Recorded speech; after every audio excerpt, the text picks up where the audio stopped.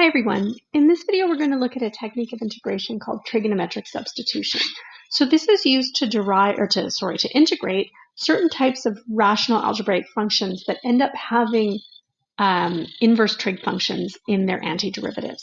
So we're going to remember the derivatives of the inverse trig functions, the derivative of the arc sine leading to 1 over the square root of 1 minus x squared, arc cosine leading to negative 1 over square root of 1 minus x squared, and the derivative of the arctangent being 1 over 1 plus x squared, which means that often when we're integrating functions that have similar types of structures to these, in other words, they look algebraic, but we're going to end up with trig functions in their antiderivatives, we can often make our lives easier by substituting in a trigonometric function to begin with. And what's going to be helpful here is also remembering the Pythagorean trig identities. So they're shown here. We're mostly going to use these two, although in cases where we use the second, we probably could use the third, but we'll just stick to tan and secant instead of cotangent and cosecant. So let's look at this first one. Now, if I look at this one, again, the first thing I would consider would be a u substitution, a basic substitution. That's not going to help here because the derivative of the denominator is 2x plus 2, and there's no way that that shows up. I can't just do some manipulation, so this isn't going to work. I would then also potentially look for a way to turn this into partial fractions, but x squared plus 2x plus 5 is not factorable. So there's not much I can do with that. What I can, however, do is I can complete the square on that. So if I think of x squared plus 2x, in order for that to be a perfect square trinomial, I would have to have plus 1. I don't have plus 1, I have plus 5, so I have an excess 4. So this could actually be considered x plus 1 squared plus 4. Now that actually does sort of vaguely resemble the arctangent derivative. I've got something squared plus a constant.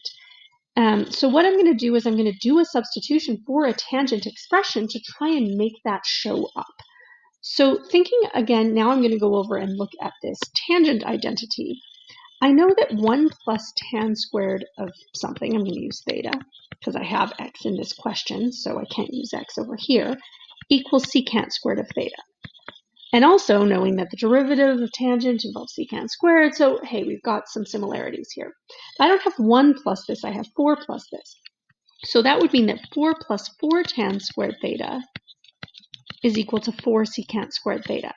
So what I'm actually going to try and do is I'm going to try and do a substitution that uses this part for this, because then I can replace it with 4 secant squared theta, and then I would only have a one-term denominator instead of a sum.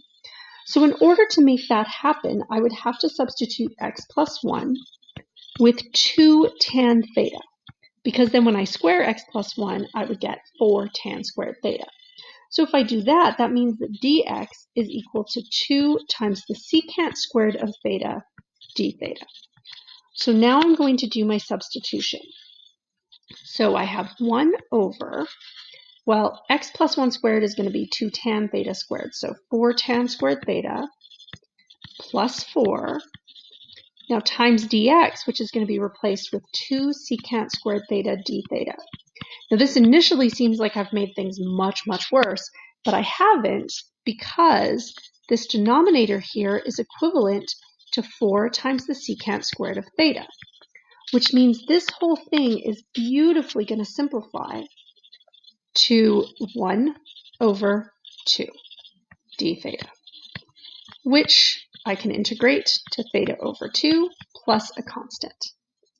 Now, theta has to be substituted back in, so I need to figure out what is theta as a function of x. Well, if x plus 1 equals 2 tan theta, that means tan theta is equal to x plus 1 over 2, which means that theta is the arctangent, and this should not be surprising because I said at the beginning that this kind of bore some resemblance to the arctangent derivative up here. So this is the arctangent of x plus 1 over 2, which means that the integral we were looking for is, well, I'm going to write it as 1/2 arctangent of x plus 1 over 2 plus some constant. And there we have it. Not super simple to see it, but it does get sort of to the heart of it very quickly. It gets worse, but then it very quickly simplifies down. Now, it's not always quite that straightforward, so we're going to look at one more example together, and that's this one. I've got a constant minus something squared. So when I've got a constant minus something, that's when I'm going to use the first Pythagorean identity. So I'm going to use the fact that cos squared plus sine squared of theta equals 1, but I'm going to write it as, let's go with cos squared theta equals 1 minus sine squared theta. But again, I don't have 1 minus, I have 9 minus. So I'm going to make this 9 cos squared theta equals 9 minus 9 sine squared theta. So I want 9 sine squared theta to be my just the 9 sine squared theta part. I want this to match 9 minus x squared. So in other words, I need the 9 minus sine squared theta to be equivalent to x. So the substitution I'm going to do is that x equals 3 sine theta, which then means that dx equals 3 cos theta d theta. So now I can do my substitution. And what I have when I do that substitution is the square root of 9 minus, well, x squared is going to be 9 sine squared theta. So now outside of there, when I replace dx, I'm replacing it with 3 cos theta d theta. Again, it looks like it got worse, but it really didn't, because now 9 minus 9 squared theta is equivalent to 9 cos squared theta. And I can actually take the square root of that. That is 3 cos theta. So when I multiply 3 cos theta with the 3 cos theta that's already there, I now have the integral of 9 cos squared theta d theta. And this is something we can do using trig identities. So knowing that cos squared theta shows up in the double angle identity for cosine. So we're not home free yet by a long stretch. We still have a fair bit of work to do. But if we remember that cosine of 2 theta is equal to 2 cos squared theta minus 1, which means that cos squared theta is equal to 1/2 of cos 2 theta plus 1/2. So what we've got now is 9/2 of cos 2 theta plus 9/2 d theta.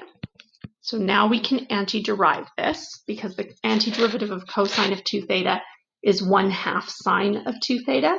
So this becomes 9/4 sine of 2 theta plus 9/2 theta plus a constant. So now we have the antiderivative in terms of theta, but we need to get it in terms of x. So let's go back to remember that x was equal to 3 sine theta. That means that sine theta equals x over 3, and theta is therefore the arc sine of x over 3. So that takes care of theta, but what about the sine of 2 theta? Well, for the sine of 2 theta, I know that that is 2 sine theta cos theta. So this is going to be 9/2 sine theta cos theta plus 9/2 theta. Now, I know the sine of theta. Sine of theta is x over 3. But what is the cosine of theta? Well, for that, I'm going to use a triangle. So the arc sine of theta, the sine of theta is x over 3. So if theta is the angle, then x is the opposite side and 3 is the hypotenuse, which by the Pythagorean theorem makes the adjacent side 9 minus x squared. So that means that the cosine of theta is the square root of 9 minus x squared over 3. That 9 minus x squared was in my original function that I was trying to integrate, so it shouldn't be too surprising to see it pop up here again. So now let's substitute this in. I've got 9/2 times sine of theta, which was x over 3, times the cosine of theta, which was the square root of 9 minus x squared over 3, plus 9/2 times theta, which was the arc sine of x over 3, plus a constant. Little bit of simplifying here in this first term. The 9 and the 2 3's in the denominator will cancel, so that's nice. So what we end up with is x times the square root of 9 minus x squared over 2 plus 9 over 2 arc sine x over 3 plus c. So there's quite a bit of nuance that goes into something like that, but this is the end result.